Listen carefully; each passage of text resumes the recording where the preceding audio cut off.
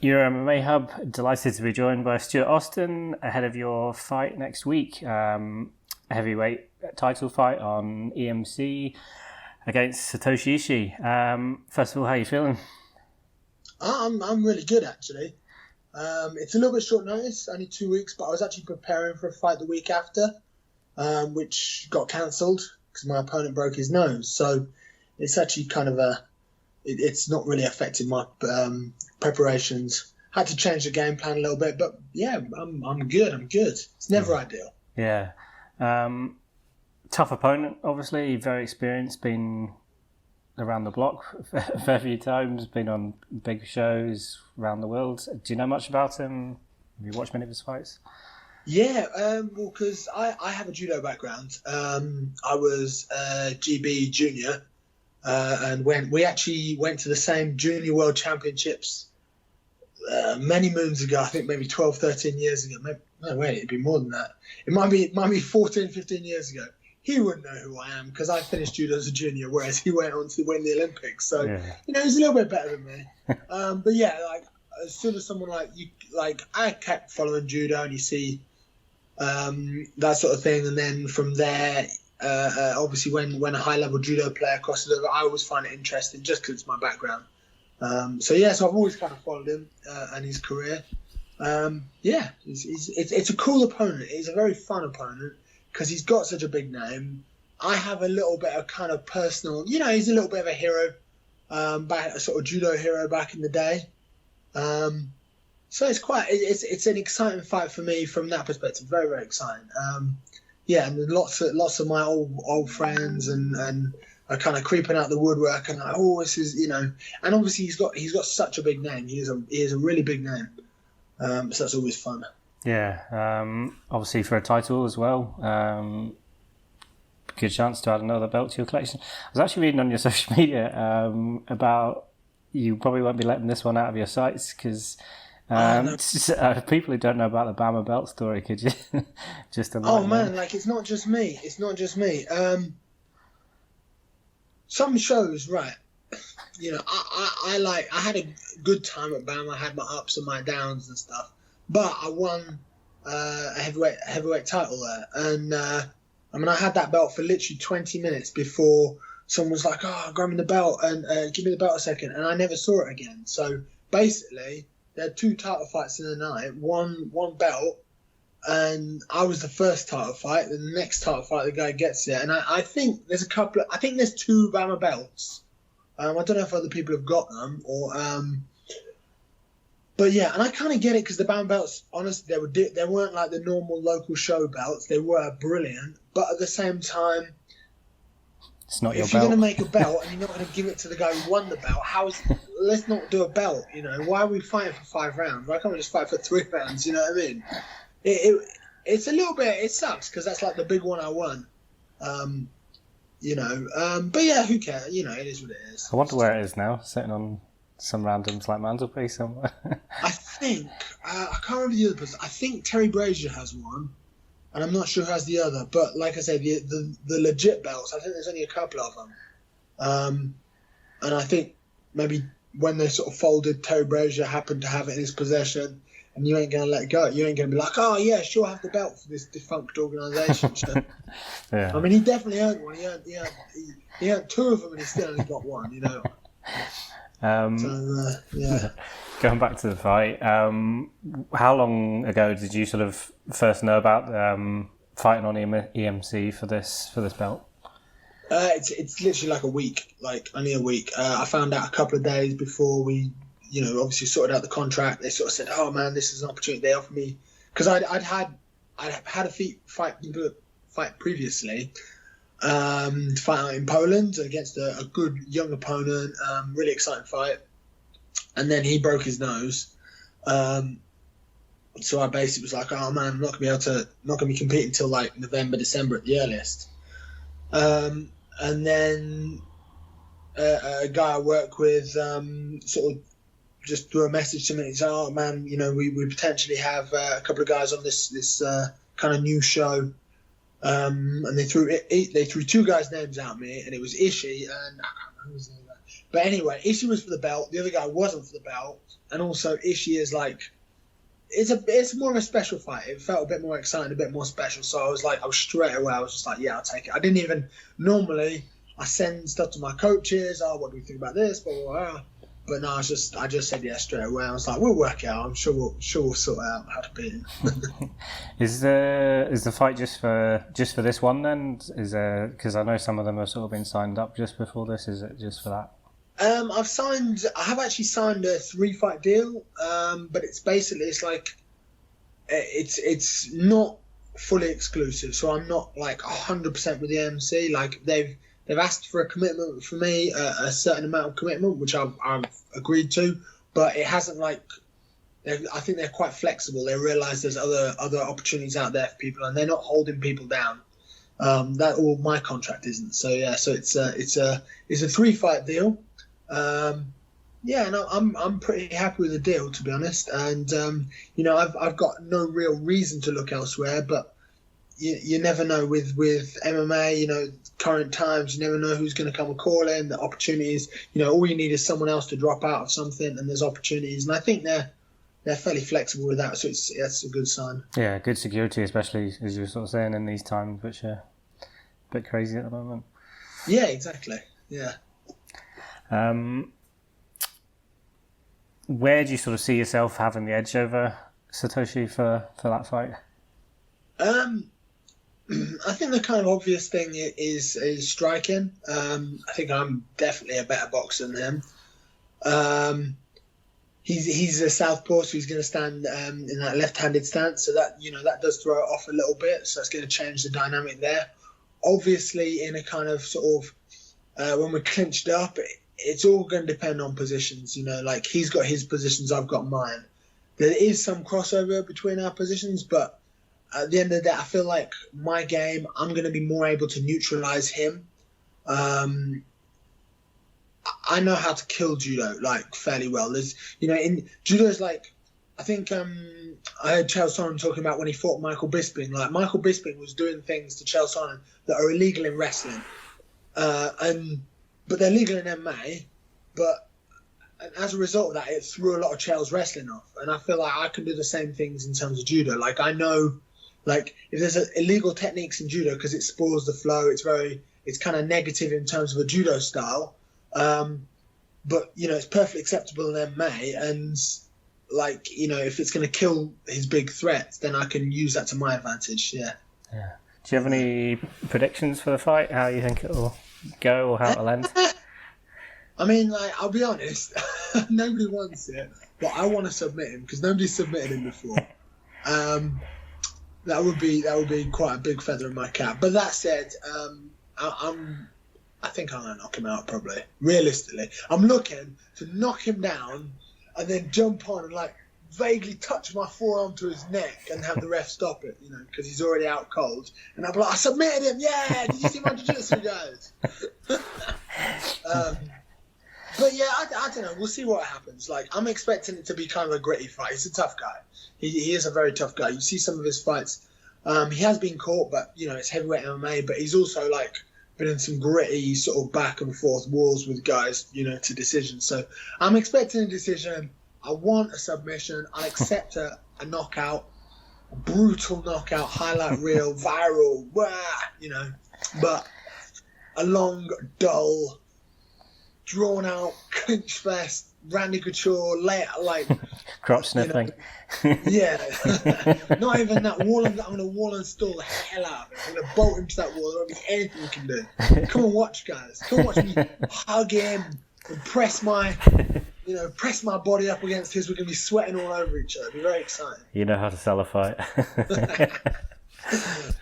How have you sort of found, just going back a bit, how have you found sort of lockdown and training and all that? How has that been for you? Because it's sort of eased up and now in the UK, I mean, I think a lot of fighters sort of, firstly, professional athletes were allowed to sort of train after a certain point, a little bit earlier than everyone else. Also, allegedly, some athletes might have been meeting a little bit earlier in discrete locations to train because it is what it is. And if you think, you think other people weren't doing it, like, but it's a case of just, like you got you and your guy, one, two of you working together. But for me, I think it almost might have been beneficial because I'm a little bit older now. I don't recover as well as some of the sort of 22, 23-year-old guys. So like actually from going, like, often I was training 3 times a day, and with hindsight now, like, I think that's too much for me now. I mean, when I was young, I think it was ideal, but now it's like, what am I doing in those sessions? Like, maybe I feel like it's actually forced me to get more out of what I'm doing. Like I'm doing less just crap. Why am I, hitting this bag, or what? Is there for sure, do whatever it is you want to do, your bag work, your grappling, whatever. But am I doing it because I like to grapple, because I like to hit, or am I doing it because there's a purpose to it? You know what I mean? Like, there's no point. For example, you go in, do a group. I love lifting weights. I love lifting weights. I really, really enjoy it. But I've actually reduced how many weights I've done, and I feel like I've cut a lot of the crap out, really. What am I doing because I enjoy it, and what am I doing because I need to do it? And it's kind of made me reassess that. So I actually think it's been a really positive thing for me. Do you feel a difference in yourself? But pardon, sorry? Do you feel a difference from making those changes? Yeah, I mean, I feel better. I feel less worn down. I mean, everyone goes on like about, it's about the grind. I don't know that it is about the grind. I think the grind, to my mind, the grind is sticking at something for 10 or more years. If you stick at it 10 or more years, that is a grind. And there are days you don't want to go in. But people want to how hard can I work every day for as long as possible until I have to take a day off?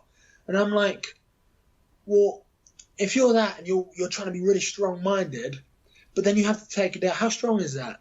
I don't miss training sessions, but I might not go as hard as you, but I don't miss days. And I feel like I'm less injury prone now. I feel less beat up. I feel like the quality of my sessions is higher, and I think, it comes with a little bit of age and wisdom. I even said to some of my training partners, and they sort of look at you, yeah, whatever. And you think, oh, they don't, but like, it is what it is, if they don't want to people don't always want to hear what you've got to say, and that's okay. Everyone has to make their own decisions, but I think it's been massively beneficial for my body, and really, like, I feel I'm hitting records in my lifts, in my strength training. I feel great in sparring. My gas tank is on point. Like, I feel really good. I'm actually really, really excited about this, even though it's a short notice fight. Yeah, good stuff. You've obviously accomplished quite a lot in your career so far. Been through competed on lots of promotions and stuff. Is there anything that you've yet to tick the box for that you want to do? Obviously, you're talking about that. Oh, for sure. Yeah. Oh, 100%. Yeah. I mean, I know, I said I was 31 earlier. I'm 32. I know, I'm old as an MMA fighter, but as a heavyweight MMA fighter, I'm not that old. In my mind, I've got quite a bit left to do, and it's kind of now, it's more about steering my career a little bit more intelligently, rather than, I've always been like, yeah, I'll fight that guy. Yeah, no, I'm happy to say it's people who turn me down. I don't turn people down. And I guess since lockdown, and a little bit before, I had some serious conversations with some people, and look, I want to get to this position, and right now I'm well aware of where I'm at, and I'm well aware I ain't getting taken there. Everyone wants to go to one place, and kind of making some realistic assessments of what I need to do to get there. And it's not about the punching and kicking for me. It's about being a little bit smarter. You don't have to fight the hardest fights, because just because people think it's cool and they'll respect you for that. That's not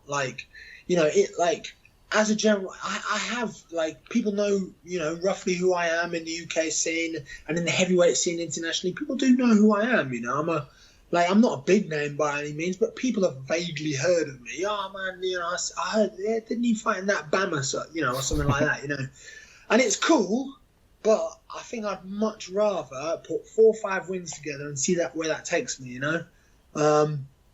Having that, there's a few guys who I saw as well who have that, they'll just say yes and they'll fight whoever, whenever. and they are warriors, and they kind of go down with a bit of legend, but they tend to go down, you know, at a certain point. And now I want to rise and get to the bigger shows. But for now, I have one target right now. At the moment, it's like one fight at a time. It really is. And Ishii is my guy right now. Ishii is my guy, and that is my 100% focus. 100% on Ishii. I want to take him out. It's a good name on like a good show, so it's an opportunity for me to shine. You know, if I do something violent or spectacular with them, then people will see that, and that will, you know, the doors will open. You know what I mean? Or the next opportunity, someone's going to want to take my shine, and then I can be like, well, maybe they say, oh, these 5 guys want to fight you. And when, you know, like, when lots of people want to fight you, then you can pick and say, oh, maybe that guy's not such a good match, and that guy, he's a savage, but he's a good matchup for me. You know what I mean? And then you can be a little smarter. But we're gonna get there. It'll take time, but we'll get there. We'll get to the top. When you're talking about like opponents, or maybe some you are like, oh, just hard fights, and maybe took them, and maybe in hindsight you maybe wouldn't have. Are there any that sort of stand out for you? Not especially. It's like, I think every fight I've had has been winnable for me. Some days you have a bad day. Sometimes you zig when you should have zagged. You know what I mean? Like, it's some of it's on me. Some of it's, you know, like, it is what it is. Like, I don't stress too much about it. You know, like, people I've beaten have gone on. I'm sure they don't worry about me anymore. You know, like, so it's kind of no point reminiscing about that. It's all, the way I think about it is like, what can I, like, it's not like, I always think it's not them or me, it's them, not me. You know what I mean? So, like, if someone else gets something, I don't think, you know, oh, that could have been, you know, what I think is, well, what can I do now to move towards that? If that's what I want, how do I get there? There's no point, like, you know, it's the classic thing, isn't it? Like, you come out of a job interview or something, you say, oh man, why didn't I tell him about this and that, blah, blah. And it's like, it's too late. Who cares? Fine, Get the next interview, do it better. Tell him that cool stuff you did. You know, it is what it is. I'm not too stressed about that. I move forwards. The next one, I'm gonna win this fight, have a 2-fight win streak, and then I'm gonna get another fight, and I'm gonna win that, and I'll have a 3-fight win streak, and that's how it's gonna go. You know. When you're talking about aiming and you want to be up here, would it be safe to say the UFC is probably ultimately where you would like to be or end up? Everyone wants to fight in the UFC at some point in their careers. That said, if, say, like, I got a really good opportunity somewhere else, if, say, like, you know, PFL have been doing good things, Bellator, you know, are a great show, you know, if Rising could be an amazing opportunity. If someone turns around and says, look, we want to give you this big fat stack of cash to fight, I'm not going to go, oh, I'm going to keep fighting for a smaller stack of cash just because maybe what if, you know? Like, it depends. Like, you look at someone like, imagine you go to Bellator and win the Bellator belt. I'm not saying I would do it, but I'm just saying, imagine if I did. Imagine I win the Bellator belt, defend it 5 times, you know, like, what if? And I never went to the UFC. One part of me would be like, oh man, I wish I'd had that opportunity. But also, you know, winning the Bellator belt and defending it is more than most people will ever do in the UFC. You know what I mean? Most guys who go to the UFC, you know, half the guys lose their first fight. You know what I mean? Like, someone's got to win, someone's got to lose. So half the guys are losing.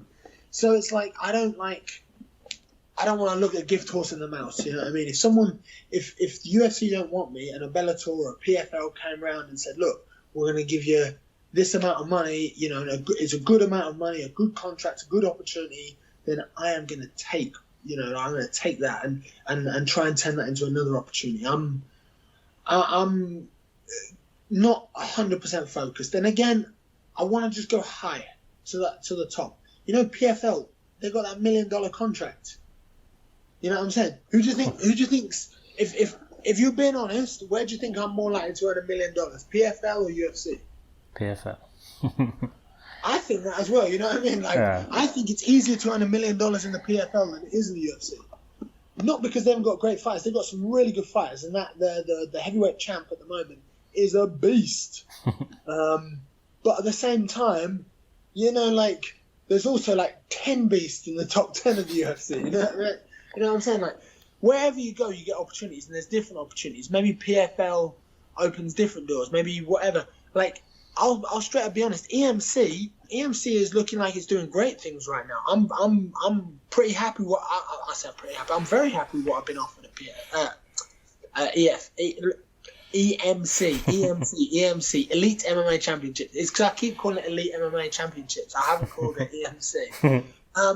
You know, I'm really happy. And if you look at the roster, look at the card, you got that tournament. The welterweight Grand Prix. It's welterweight. Yeah, the welterweight tournament looks really, really cool. There's a couple of cool prospects. There's a couple of veterans, and that's what you want in a tournament. You want to see young lions going after the big dogs. And they're obviously investing, so why can't this be, you know, there's no reason why this couldn't be Germany's KSW. And have you been to a KSW show? No, but I've seen Oh, them. my word. They're amazing. I went to the one in Wembley, and I know the one in Wembley is not as big as some of the ones they do in Poland, but the one in Wembley was amazing. It was incredible. Like, it felt like, you know, to me, it felt like pride. I wasn't fighting. I was just cornering, but I was like, you know, I was looking around. Why can't EMC do that? You know what I mean? Like, they maybe could. I think they're making the right moves right now. They're putting some names on the card, and looks like they're trying to support fighters. And we'll see. But I'm very excited with where I'm at right now, and I think they're going to give me opportunities, and I think they're going to give everyone their opportunities. You're a welterweight in that tournament. You win 2 hard fights in a night. Everybody's going to know who you are. People are going to know your name. And that's what it's all about, really. Like, no matter what show you're on, most of us are just looking to, like, make a living and for people to know your name and give you a fist bump when you get home. You know what I mean? Oh, man, sick fight, you know. That's what most of us are looking for. Like, yeah. And that's half of it. Good stuff. Just while I was thinking about the coronavirus and all that, have you had to do any testing and stuff for EMC so far? I haven't yet. I think I'm being tested next week for corona. In terms of medicals, it's just like your standard corporate MMA medicals, like blood tests, things like that. They've asked me about it, and I'm getting it arranged for next week. But they said they want it closer to the time of leaving, because obviously, you know. Yeah. You get tested 2 weeks away, and then what if I've got, you know, like in that time? So, I'm not sure really what's happening with the testing once I'm out there. I assume, you know, they'll sort of take charge of that. But yeah, so I think next week as close to leaving date as possible. But yeah, I'm not 100% what we're doing yet. But like again, it's 2 week notice. You just kind of scramble to get everything done as fast as possible. Yeah, for sure. Good stuff. Is there anything you'd like to add at all? Not really. I mean, just like, you know, tune in, check it out. It's not just my fight. My fight is going to be, I'm going to look to try and hurt the guy, so I'm going to be swinging bombs. But like the welterweight tournament is going to be super exciting, yeah. And I think the show is just going to be a good show. They're like investing in the show. They're not like, it's not going to be a load of like crazy bum fights. You know, it's going to be a good like show, like start to finish. There are going to be tear ups. You know, people are going to be trying to hurt each other, and that's what we'll watch for. But yeah, and just like thank you to my team, thank you to Titan Fighter, Fight Zone, Invigorate. If you hadn't noticed, was that guy got the cleanest skin in the game? Yeah, just thanks to everyone really. The normal stuff, my coaching, Bloodline as well, my kickboxers, Arnold. Everyone's bored now. People have switched off already, so don't worry. That'll do. Good stuff. Well, listen, best of luck with the fight, and hope everything goes